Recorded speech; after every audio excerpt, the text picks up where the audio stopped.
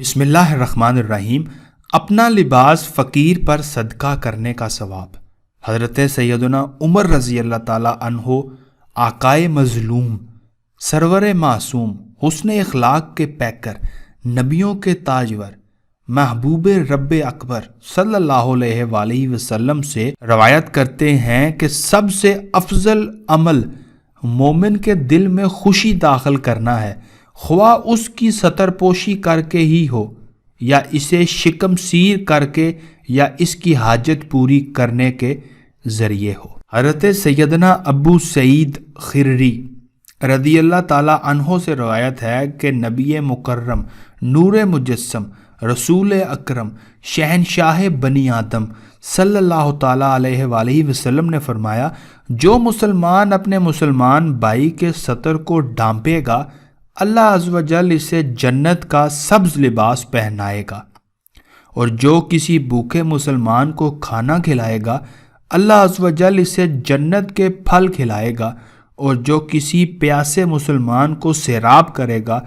اللہ اسے جنت کی پاکیزہ شراب پلائے گا۔ حضرت سیدنا ابن عباس رضی اللہ تعالیٰ عنہما فرماتے ہیں کہ میں نے شہنشاہ مدینہ،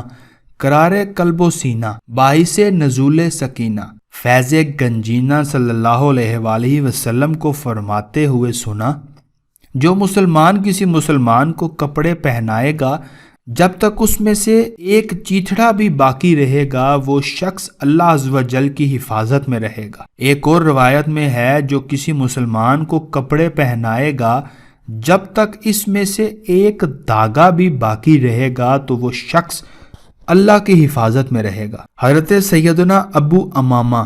رضی اللہ تعالیٰ عنہ فرماتے ہیں، حضرت سیدنا عمر بن خطاب رضی اللہ تعالیٰ عنہ نے نئے کپڑے پہنے تو دعا مانگی، الحمدللہ۔ ترجمہ: اللہ عز و جل کا شکر ہے کہ اس نے مجھے ایسا لباس عطا فرمایا جس کے ذریعے میں اپنی ستر پوشی کرتا ہوں